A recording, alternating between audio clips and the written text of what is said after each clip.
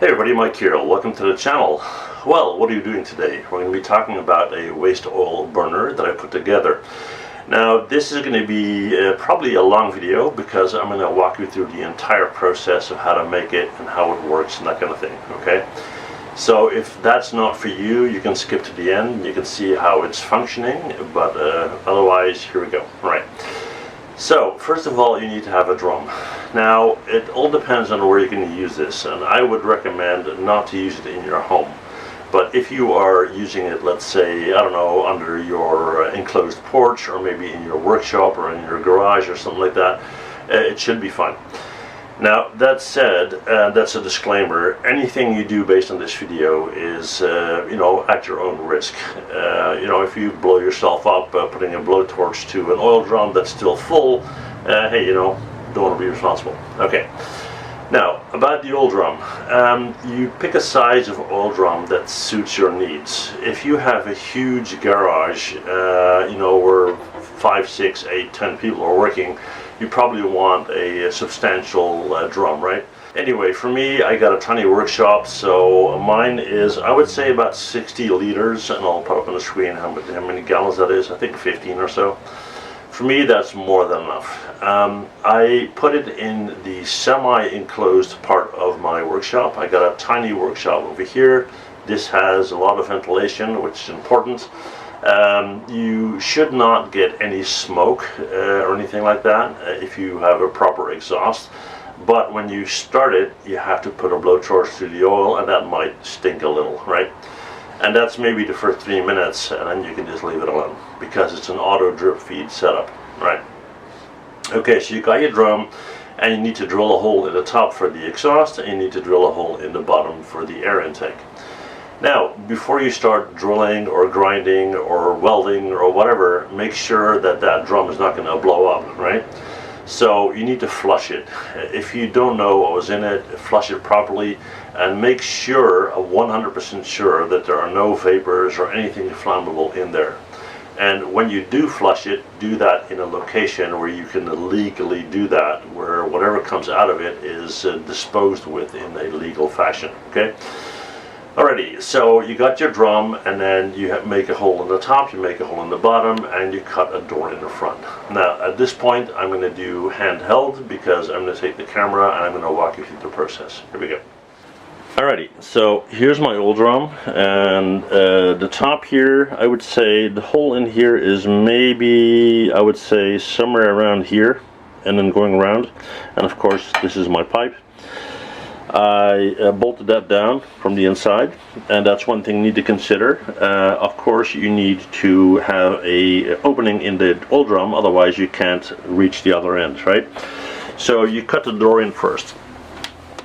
Now, I just put a grinder to it, and I made something like this, right? There's a slight opening there. It doesn't matter because the fire will be higher. It will be here, okay? And if you look in here, this is one of those things where they bake cake in, I think. I found it at a thrift shop. And you can see the hole on the bottom there, okay? Now, with this in here, when we torch this, the air will pull up through that hole in the middle there, okay? Alright, so we'll put that in the middle. The tray on the bottom there is, if I for whatever reason take out that thing and my oil drip is still running, then it can drip onto that plate and on the floor, okay? Now, what about the oil drip? Well, if we go up here, here is my reservoir, if you will, okay? Now, I cut a hole on the side here because that's where I'm going to refill it. So I don't have to move it around because I have a little faucet on it, right? So when I put in new oil, I'll fill it in here, and I can only fill it up to this black line. And this is one of these Jerrycans or whatever it's called, where you have an indicator, right? So the marker is at about 12.5 liters. I'll put gallons on the screen, and that will allow you to burn for a very, very long time, okay? Alright, so I put this valve in here, and this allows you to shut off the oil drip. And of course there are gaskets on the inside and outside to make sure it doesn't leak. It's taped. It has this guy on here, and then this insert here is taped as well, right? I clamped a tiny hose on it, and when I open this up, a very slow drip feed of oil will go through this tube down into this copper pipe. Now, I didn't want to have that copper pipe touching the oil drum if I didn't need to, because it would overheat. That wouldn't be good.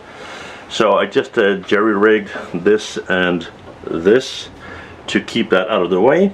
And then the copper pipe runs into a hole in the side. And if we go inside the oil drum, and it's very dark in there, so hopefully you can see it. Maybe. Probably not.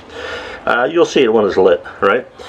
Anyway, that pipe goes slightly above the can in the middle, and when I open the faucet up, the drip will go in there, which makes sense. Okay, make sure this is in the middle here. Then if you go up, thermometer to see what's going on.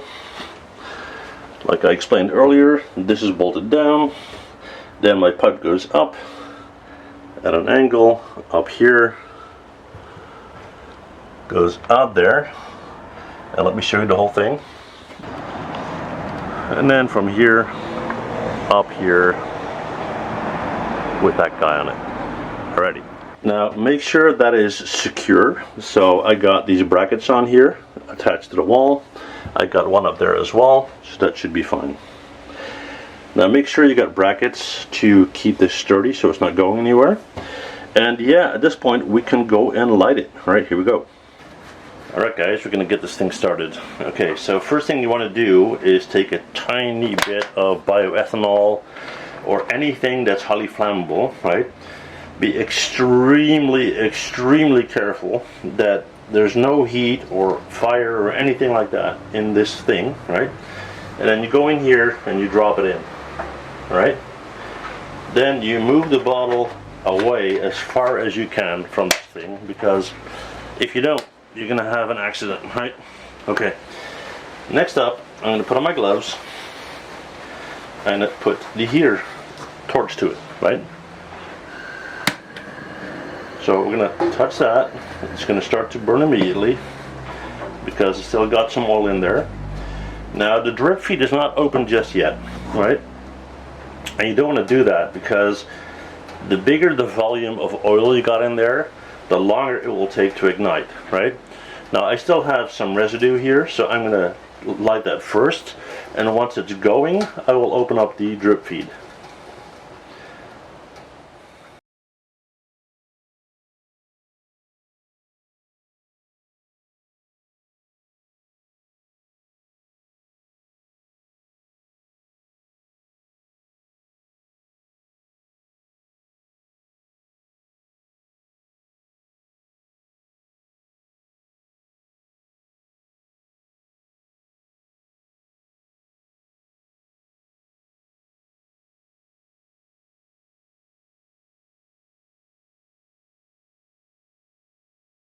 Okay, now it seems that it's taking already, which is great. So what I'm going to do is I'm going to go up here and I'm going to open the valve slightly, and hopefully we will see a trickle of oil, and I'll do that handheld, otherwise you're never going to see it.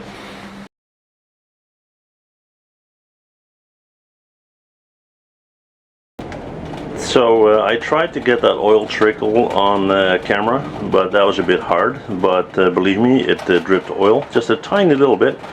And yeah, one more look. Yeah, you really can't see it. Anyway, it's running, as you can see, because it's burning nicely.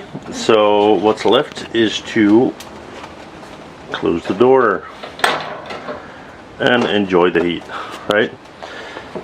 So yeah. Hopefully this will inspire you to do something creative, and yeah, I hope you enjoyed the video.